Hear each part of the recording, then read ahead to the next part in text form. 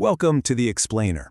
You know, every ad you see, every website you click on, even the stuff you pick up at the grocery store, it's all speaking a kind of hidden language. So today, we're going to decode it. We're going to figure out what it's really trying to get you to do. Okay, let's dive right in with something we've all seen a million times, a simple box of cereal. Now, you might just see breakfast, but this is not just a box. It's a meticulously crafted piece of communication, kind of like a tiny billboard with a very specific and often hidden goal. To really get how this works, we've got to start with a super fundamental concept. Every single media product out there, whether it's a movie poster, a mobile app, or that cereal box, is designed from the ground up with a specific purpose in mind. It has a job to do. And here's the really crucial part. A designer has to know what that job is before they do anything else. Think of the purpose as the blueprint.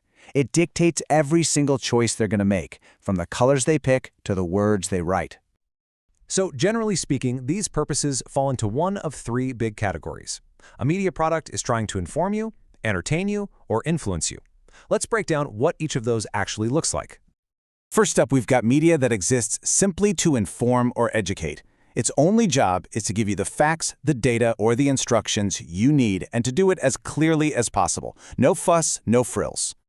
And you see this stuff everywhere. It's the technical specs on a new phone's website, that nutritional panel on the side of our cereal box, a news report on TV, or even a YouTube video teaching you how to fix a leaky faucet. The goal is just pure information transfer. Next, we have what is probably the most common purpose we bump into every single day, media that's created purely to entertain. Its job is pretty simple: provide amusement and hold your attention. This is the engine behind most of the films we watch, the TV shows we binge, the music we listen to, and the video games we play. At the end of the day, they're all designed first and foremost to give us a sense of enjoyment or escape. And that brings us to our third major purpose, to influence.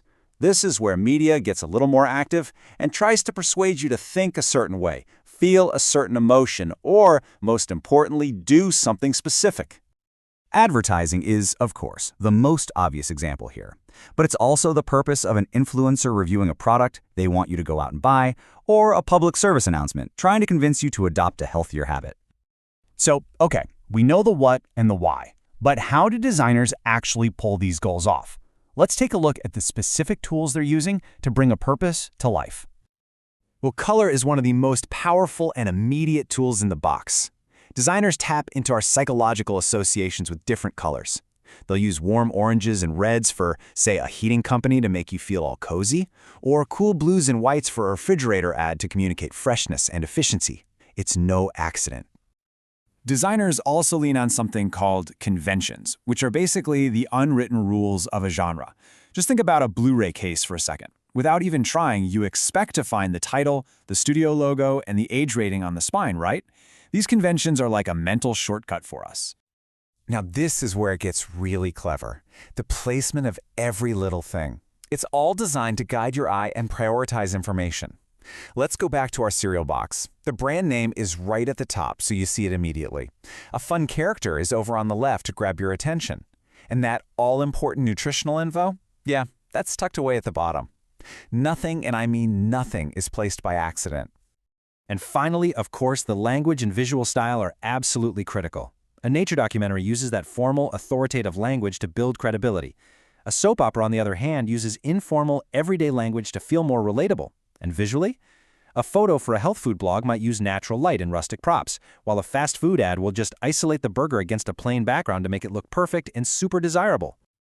Okay, so let's put this all together. We're going to go back to our friend the cereal box and see what happens when its purpose gets a little more complex. A mini cereal box, from one of those variety packs, has one main job: to inform you what's inside. Simple. But a full-size box sitting on a crowded supermarket shelf, it has to do way more. It has to inform you, sure, but its main job is to influence you, to get you to pick it up instead of the 10 other brands sitting right next to it. And because that purpose has changed, the design has to change with it. This is where the designer starts adding new layers, new tools from their toolkit to hit this new, more persuasive goal. First thing they do, they add a slogan. Their grow rate isn't just a fun little catchphrase, it's a memorable, persuasive tool designed to stick in your head and build a positive, emotional connection with the brand. And next, they start adding these subtle health cues. The text made from real grain, or those little drawings of wheat stalks, those are put there specifically to influence your perception, to persuade you that this sugary cereal is a wholesome choice. It's a brilliant little illustration of how design can be used to shape our opinions. So after looking at all these examples and tools, what's the big takeaway here? Why does understanding this hidden language actually matter in your day-to-day life? It really all comes down to asking one simple question. What is this trying to get me to do? As soon as you can identify the purpose, is it to inform, entertain, or influence, you stop seeing a bunch of random details, and you start seeing a deliberate toolkit at work. And that framework is such a powerful tool for media literacy. It lets you become a more critical, more conscious consumer of, well, everything. You can now look at any piece of media and deconstruct it, understanding not just what it's saying, but how and why it's saying it. So, I'll leave you with a little challenge. The next time an ad pops up on your screen, don't just skip it. Just pause for a second. Ask yourself, what is its real purpose? And what tools, color, positioning, language can you spot it using to get that job done? I think the answers might just surprise you.